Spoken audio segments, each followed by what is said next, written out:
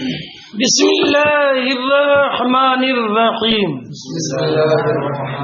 باب قوله یا باب قوله ان الذين يشترون بعهد الله وأيمانهم ثمنا قليلا أولئك لا خلاق لهم في الآخرة ولا ينظر إليهم يوم القيامة ولا يزكيهم ولهم عذاب علیم.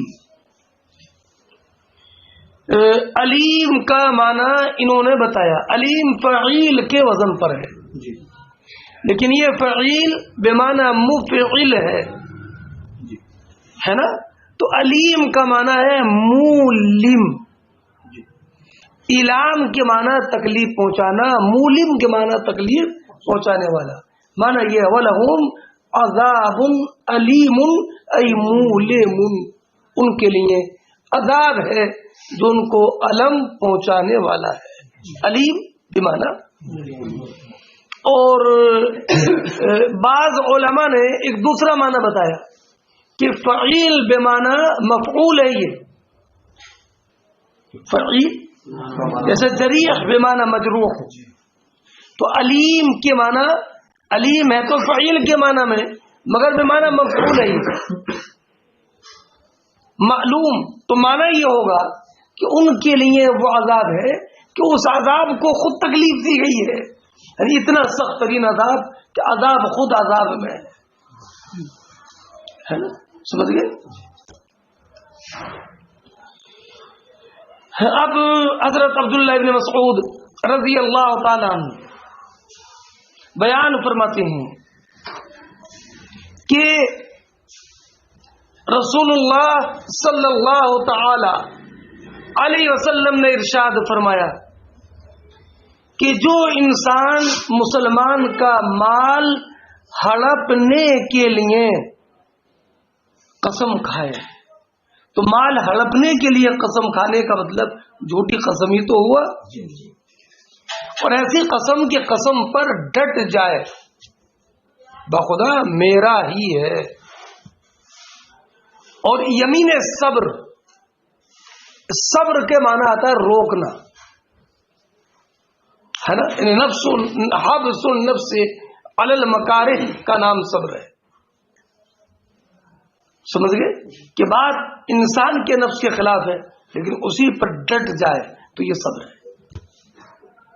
تو یمین صبر کا معنی ہوتا ہے کہ مسلمان کا مال ہڑپنے کے لیے کسی قسم پر ڈٹ جائے.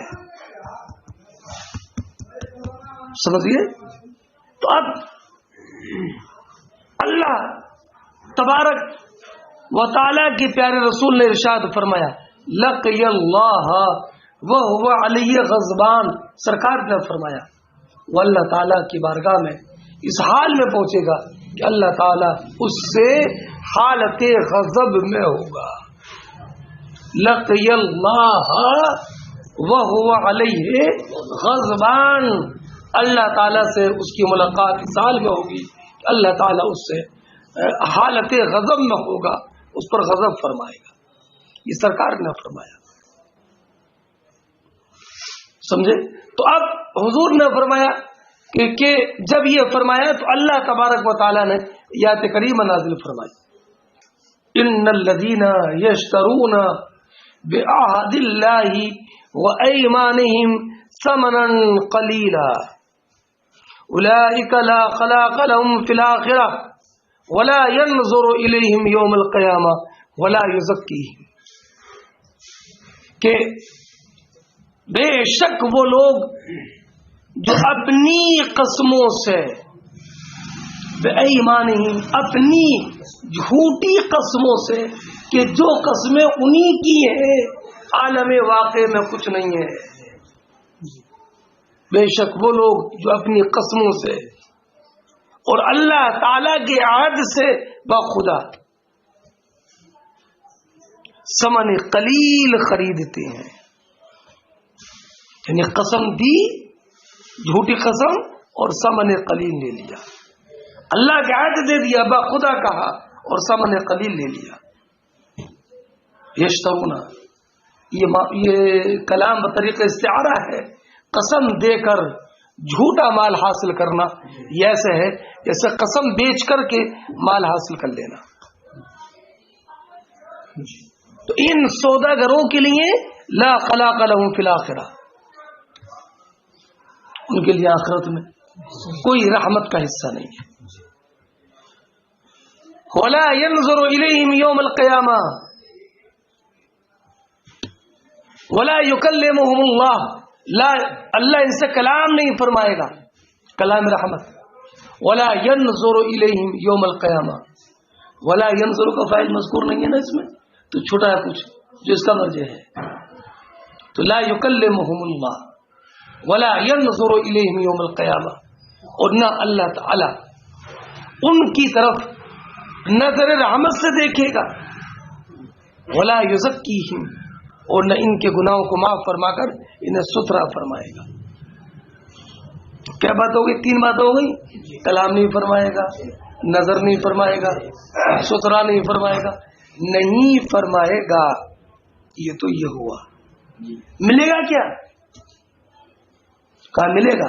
وَلَهُمْ عَذَابٌ، ان کے لیے دردناک عذاب ہے. دردناک جو درد پیدا کرنے والا ہے، تکلیف پیدا کرنے والا، دردناک عذاب ہے. درد انگیز سمجھئے، حیرت انگیز. تو حیرت سے انگیز لگتا ہے، درد کے ساتھ ناگ لگتی ہے تو دردناک ہے نا. دردناک، دردناک عذاب فرمائے گا، دردناک. سمجھ گئے بیٹا؟ یہ آیت کریمہ نازل. اب اس کے راوی حضرت عبداللہ ابن مسعود رضی اللہ تعالی عنہ ہے. یہ بیان کر رہے تھے شقیق ابن سلمہ ابو وائل کوفی اپنے شاگرد رشید سے.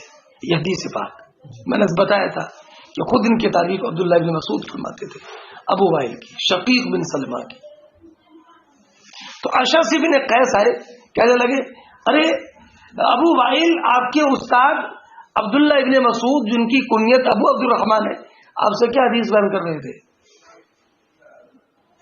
ہمیں تو بتاؤ. تو کہا کہ یہ حدیث بیان کی انہوں نے، ہمارے اس شیخ نے. تو فرمایا یہ جو آیت کریمہ آپ حضرت عبداللہ ابن مسعود نے بیان کی ہے، یہ میرے بارے ہی میں تو نازل ہوئی، میرا ہی تو معاملہ تھا. کس نے کہا؟ اشعث ابن قیس نے. کیا معاملہ تھا؟ معاملہ یہ تھا کہ میرا ایک کنواں میرے چچا زاد بھائی کی زمین میں تھا. کیا؟ زمین میں تھا، اور انہوں نے انکار کر دیا کہ کنواں جس کی زمین اس کا کنواں. میرے کنویں کا انکار کر دیا. بیٹا ہوتا ہے آج بھی کہ زمین کسی کی، بورنگ کسی کا، ہے نا، لگا لیتے ہیں. ہمارے کھیت میں پانی نہیں ہے، ہماری ہے نا، اس میں جو سطح آب ہے بہت زیادہ نیچے، آپ کے کھیت میں آرام سے لگ جاتا ہے کہ لگا لو، کیا دقت ہے، سینچائی ہم بھی کر لیا کریں گے. بولے کوئی بات نہیں ہے. اب آج من ہو گئی ذرا سے تو آم جائیو، ورنہ سمجھ گئے بیٹا؟ ورنہ تو بیٹا ورنہ کیا ہوا؟ دلیل کہتے جو ہو تو ان کا اگر ہوتا وہ ان کے کھیت میں ہوتا نا، کوئی کسی کھیت میں بورنگ لگا لے گا؟ اتنے سیدھے ہیں یہ.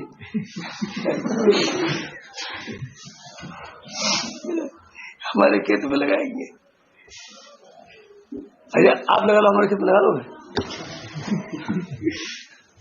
ٹھیک ہے تو لگا لگے ہو گیا ہے کہ نہیں. تو اب میں حضور کی بارگاہ میں گیا، سرکار ایسا معاملہ ہے. تو اب حضور نے فرمایا بینتو کا او یمینو، بھائی تم کہتے ہو ہمارا کنواں ہے، وہ انکار کر رہے ہیں، تم مدعی ہو، مدعا ہے. البینۃ علی المدعی والیمین علی من انکر. سنیں بات سمجھ گئے؟ تو اب فرمایا انہوں نے عرض کیا رسول اللہ میرے پاس تو کوئی بینہ نہیں ہے، پڑوسی تھے چچا زاد بھائی کا معاملہ تھا تو میں گواہ کیسے بناتا کہ میں کنواں کھدوا رہا ہوں تمہارے کھیت میں؟ تو کیا وہ قسم کھائے؟ پھر کیا قسم کھائے کہ جناب یہ ان کا کنواں نہیں ہے؟ تو میں نے کہا یا رسول اللہ وہ تو قسم کھا لیں گے، کنواں ملے گا تو قسم کیوں نہیں کھائیں گے وہ؟ تو اب حضور نے فرمایا، اس وقت میں حضور نے یہ ارشاد فرمایا تھا کیا، جو انسان اپنے مال کو ہڑپ کرنے کے لیے، دوسرے کے مال کو ہڑپ کرنے کے لیے جھوٹی قسم کھائے، اللہ تعالیٰ سے اس حال میں ملے گا، اللہ تعالیٰ اس پر غضبناک ہوگا۔ یہ ہو گیا، اتنا سمجھ گئے؟ اچھا، اس کے بعد میں یہ انہوں نے کہا، اور اس کے بعد میں یہ آیت کریمہ نازل ہوئی۔ حضرت عبداللہ ابن ابی اوفا رضی اللہ تعالی عنہ نے بتایا تھا، یہ وہ صحابی رسول ہیں کہ جن کی زیارت حضرت امام اعظم رضی اللہ تعالی عنہ نے کی ہے۔ عبداللہ ابن ابی اوفا رضی اللہ تعالی مکہ مکرمہ میں رہتے تھے، سن 87 ہجری میں ان کا انتقال ہوا۔ تو امام اعظم کی پیدائش اگر 70 ہجری کی ہو تو عمر 70 سال ہوئی، اور 80 کی ہو تو 7 سال ہوئی، اور وہ شائق تھے علم حدیث کے۔ ایسا ممکن نہیں ہے کہ کوفہ میں اتنے زبردست صحابی رسول ہوں اور ان سے ملاقات نہ کریں۔ امام اعظم تابعی۔ تو اب انہوں نے بیان کیا کہ معاملہ یہ نہیں، معاملہ یہ ہوا تھا کہ ایک آدمی نے بازار تجارت میں اپنا سامان دکھایا، اور سامان دکھا کر کہا بھائی لے لو، تمہیں سودا کرنا کیا ہے، اپنے آدمی ہو، 5,000 لگ رہے تھے میں نے نہیں دیا، تم 5,000 ہی میں لے جاؤ، اپنے ہو، تم سے سودا کرنے کی جھنجھٹ کون کرے گا، اپنے ہو، لے جاؤ۔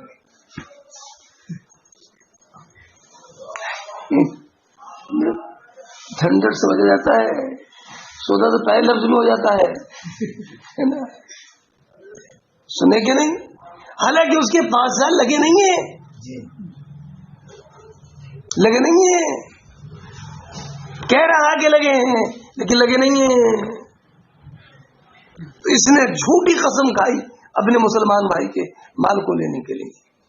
تو اس وقت میں یہ آیت کریمہ نازل ہوئی، ان الذین یشترون بعہد اللہ وایمانہم ثمنا قلیلا اولئک لا خلاق لهم فی الآخرہ الی آخرہ۔ تو حضرت عبد الرحمن ابن اوفا کی روایت سے یہ معلوم ہوا کہ اس وقت میں نازل ہوئی۔ حضرت اشعث ابن قیس کہتے ہیں کہ میرے بارے میں نازل ہوئی۔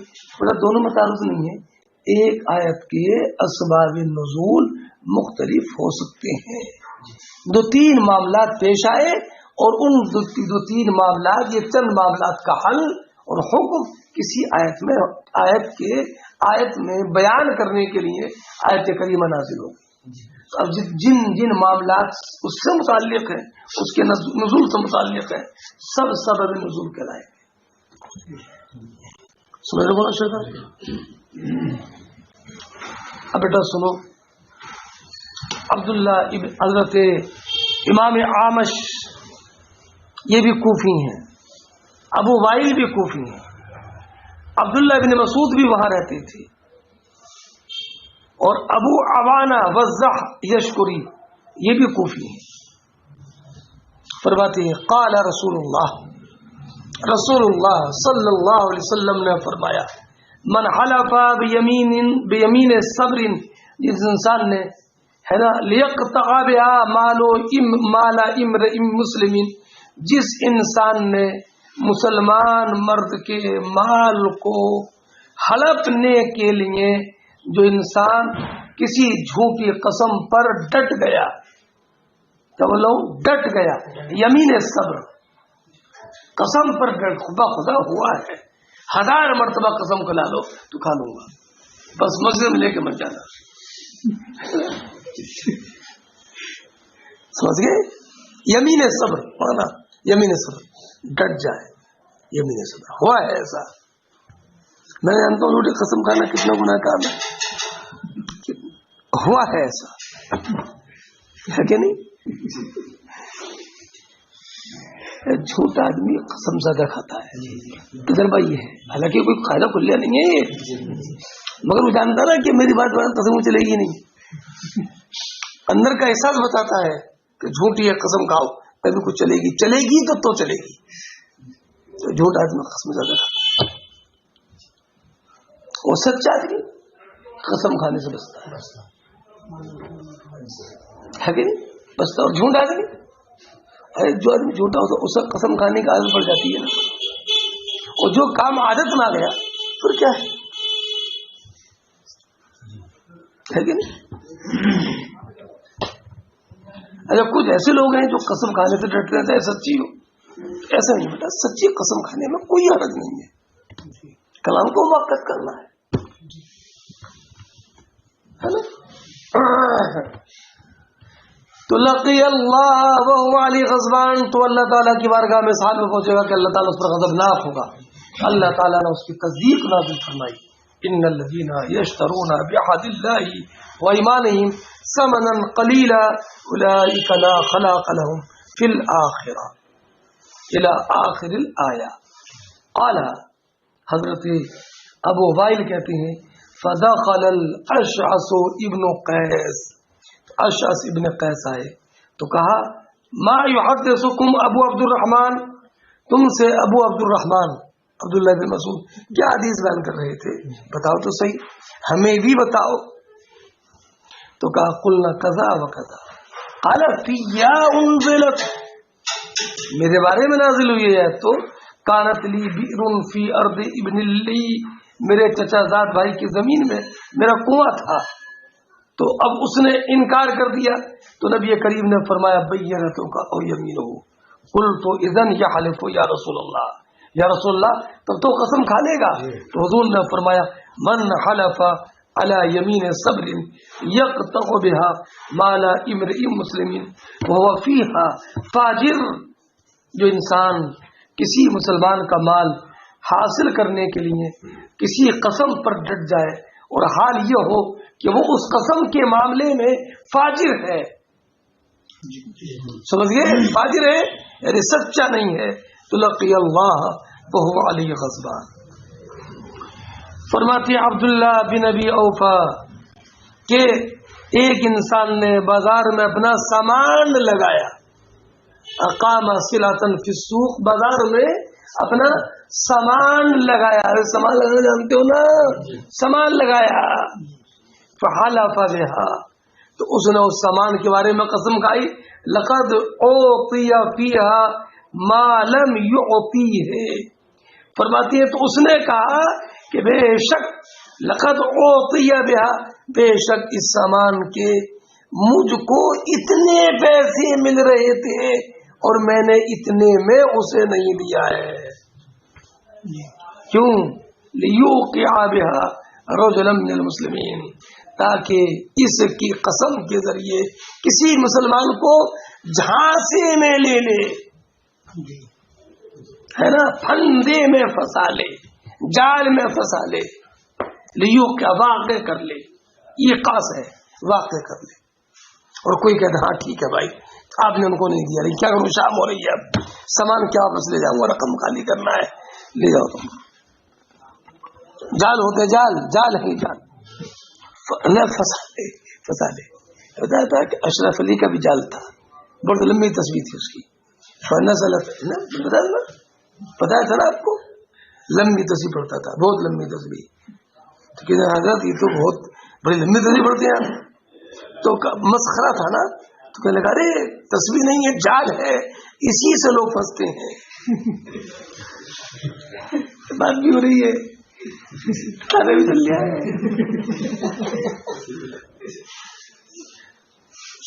بات بھرپور ہے، بات کے کلمات چلے جا رہے، کیا سامان آ گیا معاملہ ہے کہ نہیں؟ فنزلت ان الذين يشترون بعهد الله وايمانهم ثمنا قليلا الى اخر الايه۔ حضرت عبداللہ ابن ابی ملیکہ کہتے ہیں،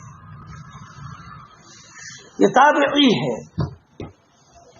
کہتے ہیں کہ ایک عورتیں ایک گھر کے ایک کمرے میں سوجے سے، سوجا سمجھتے ہو نا، سوجا سمجھتے ہو، سوجے سے کچھ سی رہی تھی، سوئی سے نہیں، سوجے سے کچھ سی رہی تھی،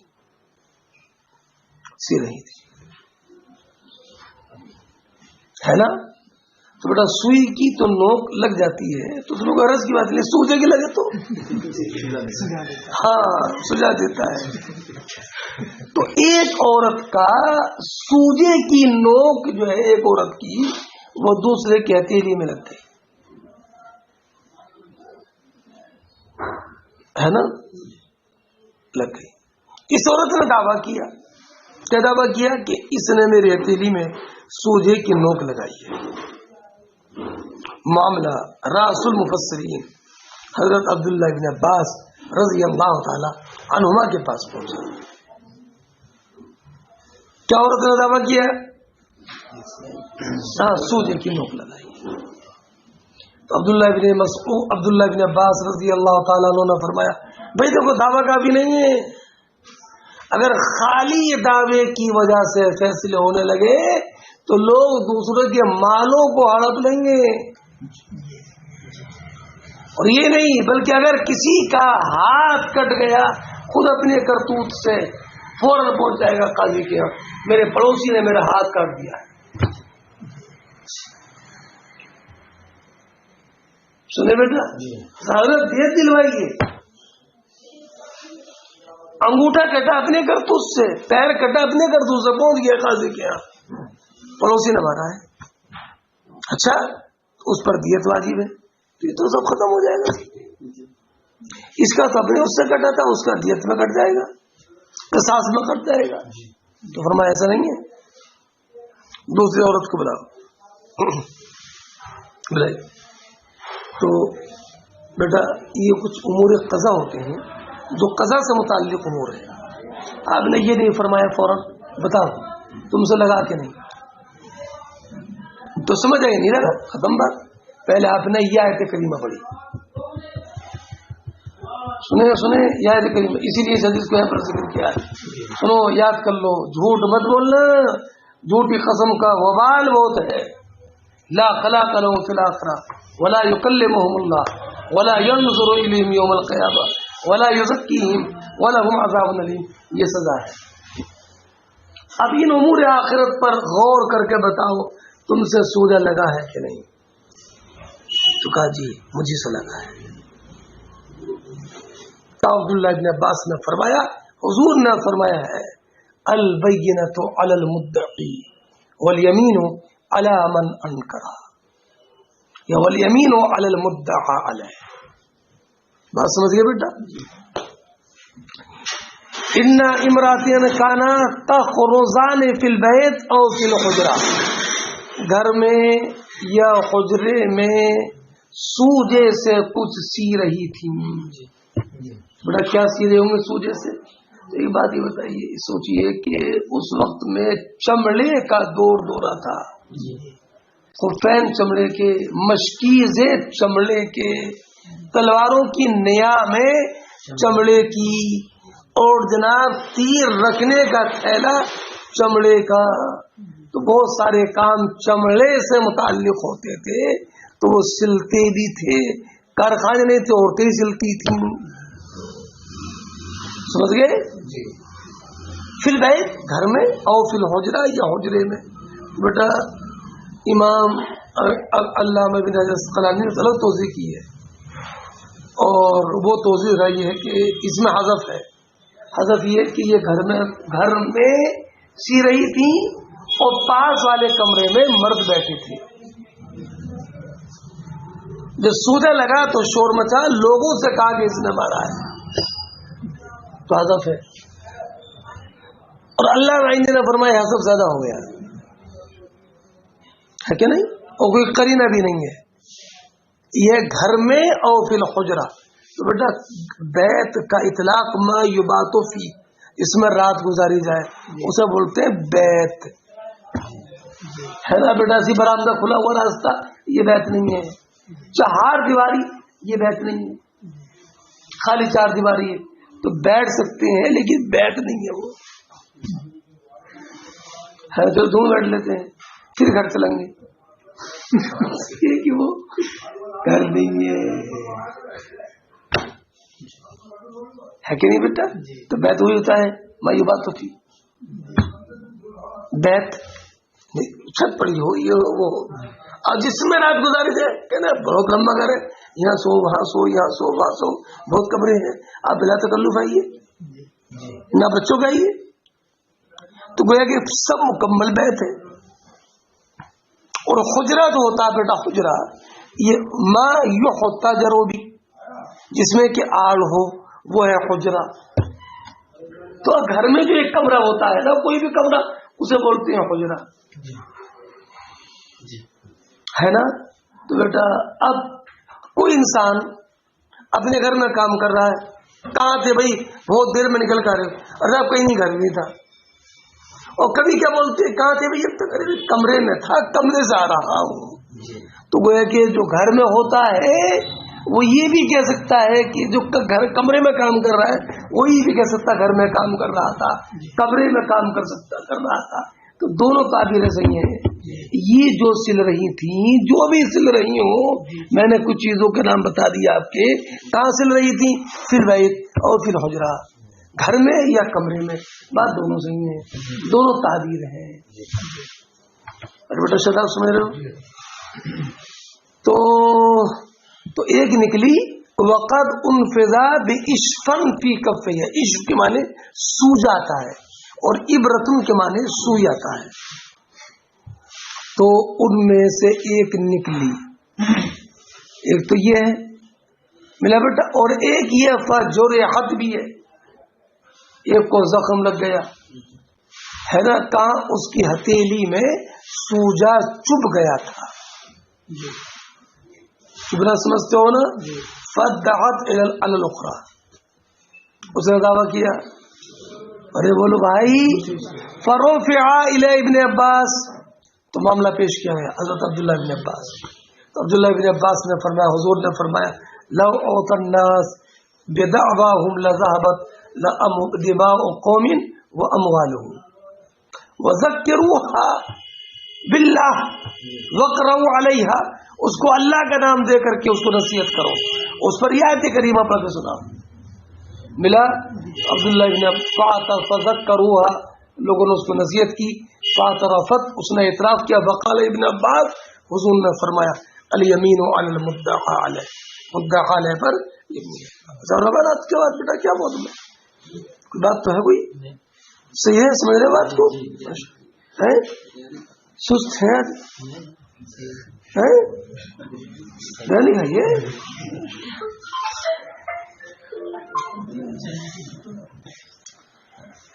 چلو بھائی,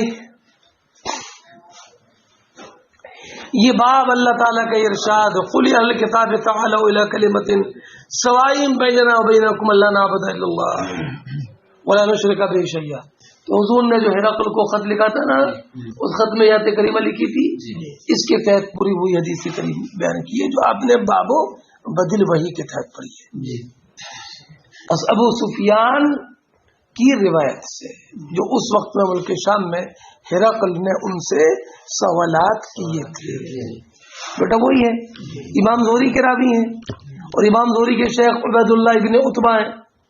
اس میں بیٹا ایک لفظ سند میں حدثنی ابن عباس, دیکھ لو, قال حدثنی ابو سفیان ملا. اس میں ایک جملہ ہے من فیہ الی فیہ, یہ لفظ ہے, انہوں نے مجھ سے بیان کیا میرے منہ سے میرے منہ کی طرف, یہ لفظ ہے میرے منہ سے. تو بیٹا بتانا یہ ہے کہ انہوں نے بالکل میرے قریب, میرے کان کے قریب کہا, اور میں نے ان کی طرف کان جھکا کر سنا. تو گویا کہ ایسے ہے جیسے کان میں کہا, منہ سے منہ میں کہا. تعبیر نہیں سمجھتے ہیں. ارے غایت اس غا کا بیان ہے یہ کہ میں نے بہت زیادہ کان لگا کر یہ بات سنی. اللہ پر کبیر. بہت خاص بات جب ہوتی ہے آدمی سنتا ہے نا تو کان لگا کر سنتا ہے نا. وہ ادھر آؤ, یہ بات بتاتا ہے, ادھر آؤ بتائیے نا, ادھر آؤ, خاص بات ہے یہ نہیں موبائل بند کر دو تو سنو, بہت خاص بات ہے. ارے سنے بیٹا, تو یہ جو تعبیر ہوتی ہے من فی ہے الا فی, انہوں نے اپنے منہ سے میرے منہ میں کہی, یعنی ایسے ہے گویا کہ جیسے انہوں نے میرے منہ میں کہی اور جیسے کہی ویسے بتا رہا ہوں میں. ایک ایک لفظ یاد ہے مجھے ان کا. ارے ملا پھر وہی ہے کہ حضرت سفیان نے کہا کہ جس مدت میں ہمارے اور رسول اللہ کے درمیان معاہدہ تھا اس مدت میں گیا تھا تو ابھی میں ملک شام ہی میں تھا, شہر غزہ میں تھے کہ ان کے پاس حضور کا خط پہنچا, جو حضور کا خط ہرقل کی طرف تھا اور خط لانے والے دحیہ کلبی تھے. ارے ملا بیٹا, تو پھر پوری حدیث وہی ہے نا. یہ تو آپ امتحان دے چکے اس کا تو برابر کر لی ہوگی.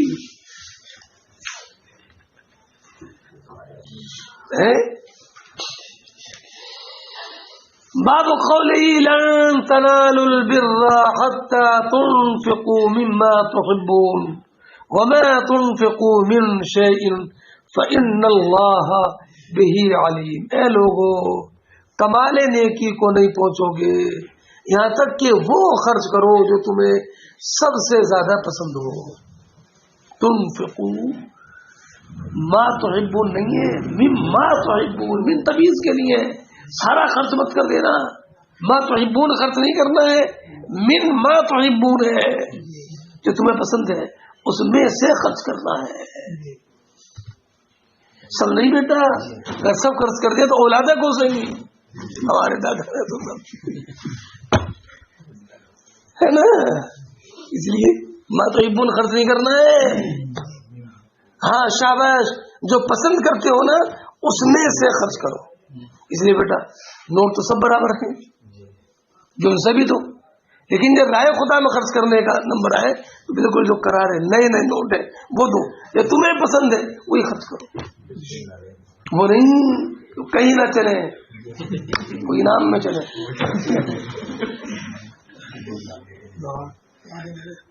ہے کہ نہیں, وہ نہیں بیٹا, ماں تحبون تمہیں پسند ہے وہ تو.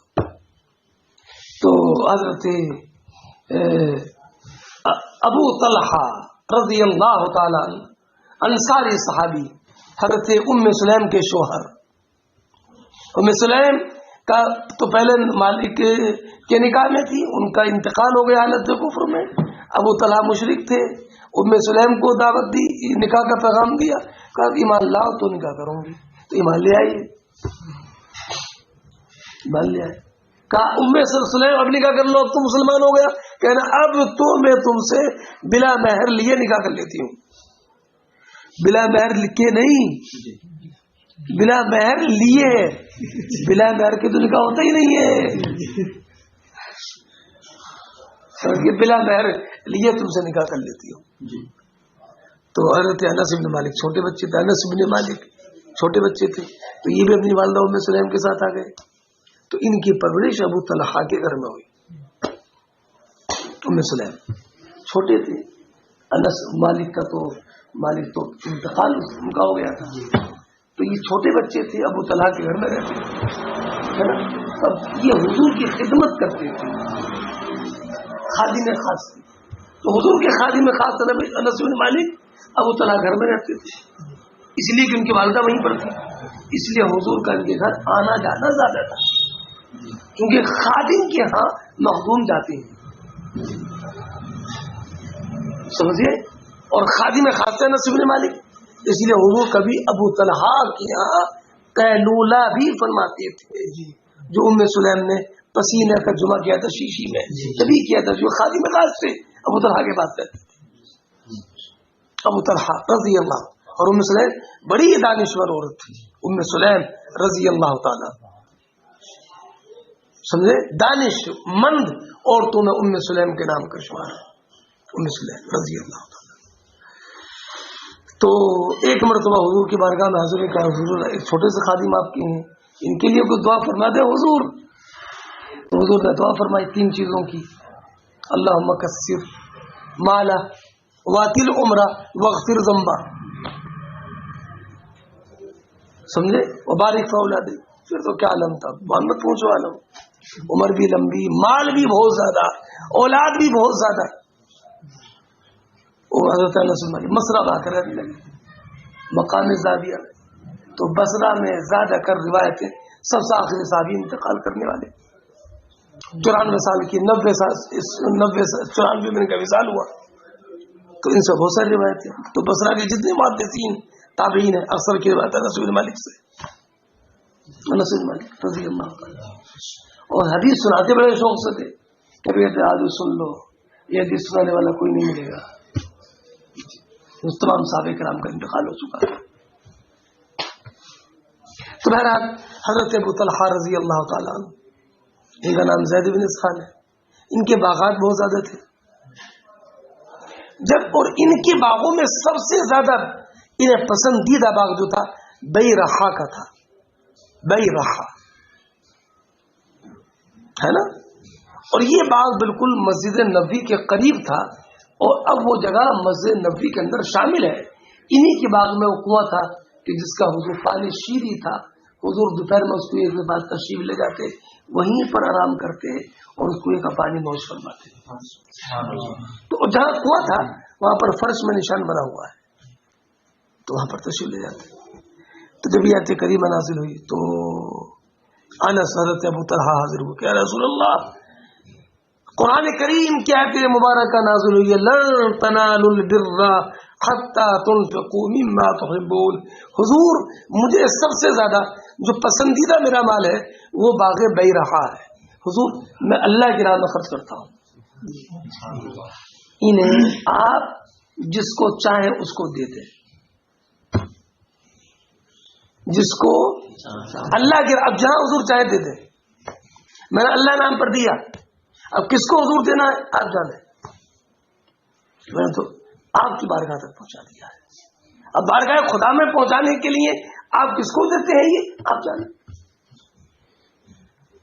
تو حضور نے فرمایا مبارک مبارک مبارک ہو ابو طلحہ، مبارک ہو ابو طلحہ، ذالک مال رابح، یہ بہت نفع دینے والا مال ثابت ہوگا.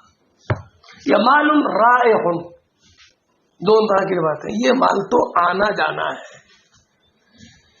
مال کی خاصیت ہے بیٹا یہ کسی کے پاس ہمیشہ نہیں رہتا ہے. کتنے مالدار جناب مال سے خالی ہو جاتے ہیں اور کتنے مال سے خالی لوگ مالدار ہو جاتے ہیں. حالات بدلتے ہیں، زمانہ بدلتا ہے، رفتار بدلتی ہے. مبارک ہو مبارک ہو مبارک ہو ابو طلحہ، بڑا اچھا اقدام کیا تم نے. تو فرمایا حضور نے انہیں اقربین نہ کر دو. اقربین سمجھے؟ اپنے قرابت دار جو تمہارے ہیں ان کو دے دو. بات سمجھے؟ اقربین کو دے دو. تو انس بن مالک فرماتے ہیں ابو طلحہ نے وہ باغ ابی بن کعب کو دیا، حسان بن ثابت کو دیا اور مجھے نہیں دیا، حالانکہ میں ان سے زیادہ قریبی تھا، اقرب تھا میں. ایک روایت یہ ہے جو یہاں پر ہے، اور ایک روایت یہ ہے کہ ابی ابن کعب کو دیا، حسان ابن ثابت کو دیا اور وہ ان کے اقرب تھے. تھوڑا دونوں کا تعارض نہیں ہے. میں نے بتا دیا کہ حضرت انس ابو طلحہ کے مکان میں رہتے ضرور تھے لیکن ابو طلحہ والد نہیں تھے. سمجھے؟ تو والد نہیں تو خاندانی بھی تو نہیں ہوئے نا، گھر کے فرد بھی تو نہیں ہوئے نا. تو خاندانی کون تھے؟ ابی ابن کعب، انس ابن حسان ابن ثابت، وکانا اقربا الیہ. اس روایت کی توضیح ہو گئی. اور ایک روایت کہ میں ان سے اقرب تھا، مطلب ان کے گھر تو دور بھی تھے، ان کا گھر یہاں پڑتا ہوں بھائی کا حسان ابن ثابت کا وہاں تھا. اور معاملہ یہ وانا اقربو الیہ منہما، حالانکہ عالم یہ کہ میں تو ابو طلحہ گھر میں ہی میں رہتا تھا، تو میں ان سے اقرب تھا گھر میں رہنے کے اعتبار سے، لیکن مجھے نہیں دیا. تو وجہ کیا تھی کہ اقرب الی المسکن مراد نہیں ہے، بلکہ اقرب فی القرابت مراد ہے، اور قرابت انہی دونوں کی ذات ہے۔ فرماتے ہیں حضرت عبداللہ اسحاق بن عبداللہ بن ابی طلحہ، ملا بیٹا یہ ان کے حضرت اسحاق انصاری جو ہے نا، یہ حضرت انس ابن مالک ان کے ماں شریک چچا تھے۔ نہیں سمجھے ہوگے بھی، حضرت انس نے جب نکاح کی والدہ نے ام سلیم نے نکاح کر لیا نا ابو طلحہ سے، تو ام سلیم کے بطن سے پیدا ہوئے عبداللہ۔ ارے ملا بیٹا، تو عبداللہ کون ہوئے؟ حضرت انس کے ماں شریک بھائی ہوئے نا، ماں شریک بھائی ہوئے نا۔ اور عبداللہ کے بیٹے ہیں جناب حضرت اسحاق، تو حضرت انس اسحاق کے ماں شریک چچا ہوئے نا۔ اور یہ تابعین میں سے ہیں، اور نہایت اسحاق محدثین میں ثقہ شمار ہوتے ہیں، تو ان کی روایتیں اپنے ماں شریک چچا سے ہے۔ انہ سمع، شاید رشتے سمجھتے نہیں آپ لوگ، ابھی رشتے مضبوط نہیں ہوئے میرے خیال سے، ہو جائیں گے رشتے مضبوط۔ مولانا شراب سننا نہیں؟ ہاں، ریحان کیا معاملہ ہے، کہاں تک پہنچی بات؟ چلو ماشاءاللہ، کہ انہوں نے حضرت انس ابن مالک کو سنا۔ انس ابن مالک کہتے ہیں کہ ابو طلحہ مدینے میں مدینے میں انصار میں سب سے زیادہ باغات والے تھے، اور ان کو ان کے مالوں میں سب سے زیادہ پسند بیرحا تھا، اور یہ بالکل مسجد نبی کے سامنے تھا۔ رسول اللہ اس میں تشریف لاتے، اس کا پانی اس کا اچھا پانی پیتے۔ ماء طیب صفت ہے، فیہا فصل ہے، مگر یہ فصل بالاجنبی نہیں ہے، اس لیے کہ جار مجرور کے لیے وہ حکم ہوتا ہے کہ جو غیر کے لیے نہیں ہوتا ہے۔ آپ نے پڑھا ظرف میں وہ وسعت ہوتی ہے جو غیر میں نہیں ہوتی ہے، اس لیے مائن اور طیبن کے درمیان اگرچہ فیہا سے فصل ہے، لیکن یہ فصل بالاجنبی نہیں ہے۔ مائن طیب، شیریں پانی پیتے۔ شیریں سمجھ رہے ہو؟ شیریں نہیں سمجھتے ہو؟ میٹھا، اسے بولتے ہیں شیرنی، ہے نا، جیسے مٹھاس ہو، کوئی بھی چیز ہو، جامع لفظ ہے شیرنی۔ ارے شیر یا شین پر کسرا ہے نا؟ ہاں سنے کہ نہیں؟ ہاں، فلما انزلت، جب آیت کریمہ نازل ہوئی، لن تنالوا البر حتى تنفقوا مما تحبون، قام ابو طلحہ فقال یا رسول اللہ، اللہ فرماتا ہے لن تنالوا البر حتى تنفقوا مما تحبون، اور مجھے میرے مالوں میں سب سے زیادہ پسند بیرحا ہے، اور یہ اللہ کے لیے صدقہ ہے۔ ارجو برہا وذخرا عند اللہ، یا اللہ، یا رسول اللہ، میں یہ امید کرتا ہوں کہ یہ میرا باغ خرچ کرنا اللہ تعالیٰ کی نزدیک ثواب کا ذخیرہ اور نیکی ہو جائے۔ فزعها یا رسول اللہ حیث وراک اللہ، یا رسول اللہ آپ اس کو جہاں چاہے، جہاں اللہ آپ کو دکھائے اور اللہ تعالیٰ وحی فرمائے وہاں اس کو رکھ دیجیے۔ تو رسول اللہ نے فرمایا باخ جو ہے نا بیٹا، باخ، یہ کلمہ عرب کا ترغیب کے لیے آتا ہے، وہ بولتے ہیں شاباش بیٹا شاباش، اور فارسی بولتے ہیں آفرین، صد آفرین بولتے ہیں فارسی میں، آفرین صد آفرین۔ پڑھا ہوگا آپ نے پہلی فارسی میں یہ جملے، تو جیسے اردو بولتا ہے شاباش، ارے پڑھا نہیں آپ نے پہلی فارسی میں آیا ہے نا، تو لوگوں نے کہا آفرین صد آفرین، اردو میں شاباش شاباش، اور عربی میں بخ، شاباش مبارک، ذالک مال رائح، بولو ذالک مال رائح، یہ جانے والا مال ہے، جانے والا مال ہے، جانا ہی ہے تو رائے خدا میں جائے۔ وقت سمعت ما قلت، ابو طلحہ میں نے تمہاری بات سن لی، اور میری رائے یہ ہے کہ تم ان کو اقربین نہ کر دو۔ قال ابو طلحہ افعل یا رسول اللہ، فقسمها ابو طلحہ فی اقاربہ وفی بنی عمہ. عبداللہ ابن یوسف اور روح ابن عبادہ نے کہا کہ حضور نے فرمایا ذالک مال رابح، یہ نفع دینے والا مال ہے. فرماتے انس اگلی روایت میں فجعلها لحسان وابی ملا وانا اقرب الیہ ولم يجعل لي منها شيئا. اگلی روایت ہے قل فاتوا بالتوراۃ فاتلوها ان کنتم صادقین. تو بیٹا یہ روایت پہلے گزر گئی ہے کہ یہود میں ایک عورت اور ایک مرد نے زنا کی، رسول اللہ کی بارگاہ میں حاضر ہوئے اور کہنے لگے رسول اللہ فیصلہ فرما دے. کتنی عیار قوم ہے، توریت میں حکم تھا رجم کا، تب یہ حضور محمد فیصلہ فرما دے کچھ راحت مل جائے. ہوتا ہے نا، حالانکہ فیصلہ واضح ہے لیکن راحت محسوس کرنے، راحت حاصل کرنے کے لیے فیصلہ لے کر کے آئے تھے. تو فرمایا توریت میں کیا حکم ہے، توریت میں حکم کیا ہے؟ تو کہا حضور توریت میں تو ایسا کہ اس کا منہ کالا کر گھما دیتے ہیں.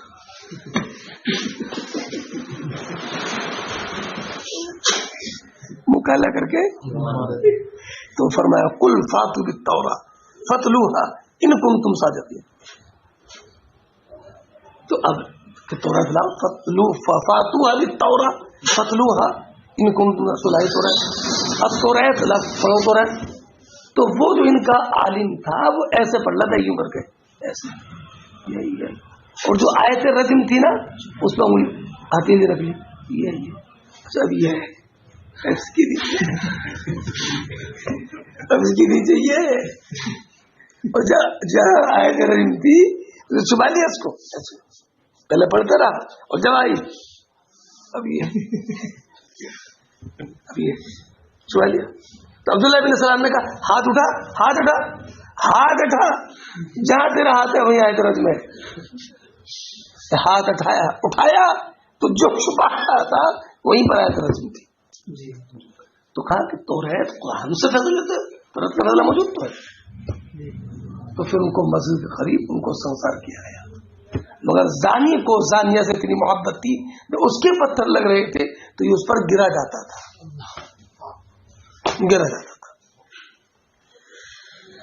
فرماتے ہیں عبداللہ بن عمر کی یہود حضور کی بارگاہ میں حاضر ہوئے ہے نا، اپنے ایک مرد کو لے کر عورت کو لے کر زنایا. فقال لهم كيف تفعلون بمن زنا منكم، تم کیا کرتے ہو ان کے ساتھ جو زنا کرتے ہیں؟ تو قال نحممهما ونضربهما، ہم ان کا منہ کالا کرتے ہیں کوئلے سے، ونضربهما ان کی پڑھائی کر دیتے ہیں بس. تو قال الا تجدون في التوراۃ الرجم، فقالوا لا نجد فيها شيئا، ہم نے حضور اس میں کچھ نہیں ملا. تو ان سے عبداللہ بن سلام نے کہا تم جھوٹ بول رہے ہو. فاتوا بالتوراۃ فاتلوها ان کنتم صادقین. فوضعوا مدراسها، مدراس بیٹا درس سے مفعال کے وزن پر صیغہ مبالغہ کا صیغہ ہے. تو ان کے بہت بڑے مدرس نے کہا، مدراس بہت بڑے درس دینے والے نے کہا جو ان کو اس سے پڑھاتا تھا ہے نا، تو اس نے اپنی ہتھیلی آیت رجم پر پڑھ لی. فتفقا یخرج ما دون یدے، تو اب وہ پڑھنے لگا جو اس کے ہاتھ کے نیچے تھی. ارے وہ پڑھنے لگا، یہ نہیں جو ہاتھ کے نیچے تھی وہ نہیں، ارے ہاتھ کے نیچے تھی وہ نہیں، جہاں اس کے ہاتھ تھا اس ہاتھ سے نیچے جو تھی. اللہ عمر کبیر صحیح سمجھے بیٹا، ہاتھ کے نیچے والی نہیں، جہاں ہاتھ رکھا تھا اس ہاتھ سے نیچے جو تھی وہ پڑھی. ملا بیٹا؟ تو وہ پڑھی وما وراء ولا یقرأ آیت الرجم، بولو فنزع یدہ عن آیت الرجم. تو حضرت عبداللہ بن سلام نے اس کا ہاتھ ہٹایا آیت رجم سے. ہاتھ ہٹا اور کہا ما ہذہ، یہ بتاؤ یہ کیا ہے؟ فلما رأوا ذلک قالوا ہی آیت الرجم فأمر بہما فرجما قریبا من حیث موضع الجنائز عند المسجد. تو ان کو رجم کیا گیا اس جگہ، جو جگہ اس جگہ سے قریب ہے جہاں پر کہ جنازے رکھے جاتے تھے. کہاں؟ مسجد کے پاس. اسے ایک بات اور معلوم مولانا احمد رضا کہ نماز جنازہ مسجد میں نہیں ہوتی تھی. موضع الجنائی جو ہے وہ اندل مسجد کے پاس تھا. اس سے معلوم ہوا کہ نماز جنازہ مسجد میں نہیں ہے. تینوں صورتیں منع ہے. جنازہ اور میت دونوں مسجد میں ہو منع ہے. جنازہ مسجد میں ہو اور پڑھنے والے باہر ہو منع ہے. جنازہ باہر ہو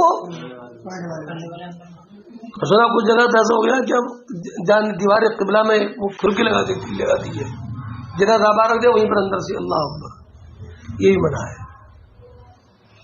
اس لیے کہ ممانعت کی دو وجہ ہیں. ایک تو تلبیس مسجد عن المیت اور ایک تشبہ بالیہود. تو کچھ لوگ جو کہتے ہیں, کچھ لوگ کہتے ہیں اس زمانے میں بھی سنا کچھ جگہ پر یہ رواج ہو رہا ہے کہ جناب جنازہ مسجد میں جانا چاہیے. کیوں؟ علت بیان کی فقہ نے کہ ایسا نہ ہو کہ میت سے کوئی ایسی چیز خارج ہو جائے جس سے کہ مسجد نجاست سے آلود ہو جائے. کہتے ہیں یہ علت تبھی پائی جائے گی جب کہ جنازہ مسجد میں ہو. تو جنازہ اگر باہر ہو تو علت نہیں ہے وہ. سمجھیے. لیکن ان کو یہ معلوم نہیں ہے علت صرف یہی نہیں ہے, علت دوسری بھی ہے, تشبہ بھی ہو. کوئی سوچ نہیں آ سکتا. سمجھے نہیں ہو گئے. فرأيت صاحبها يجني عليها يقيها الحجارہ. تو میں نے زانیہ والے کو دیکھا, یعنی زانی کو دیکھا, یجنی علیہا وہ زانیہ پر گرا جاتا تھا, یقیہا الحجارہ اس کو پتھر سے بچانے کے لیے. باب قول سے بات آگے چلے گی. میں نے آپ کو چوتھے پارے کے بھی 2 رکوع تک پڑھا دیا ہے نا. باب قول تعالی کنتم خیر امہ, جہاں سے تمہارا خیر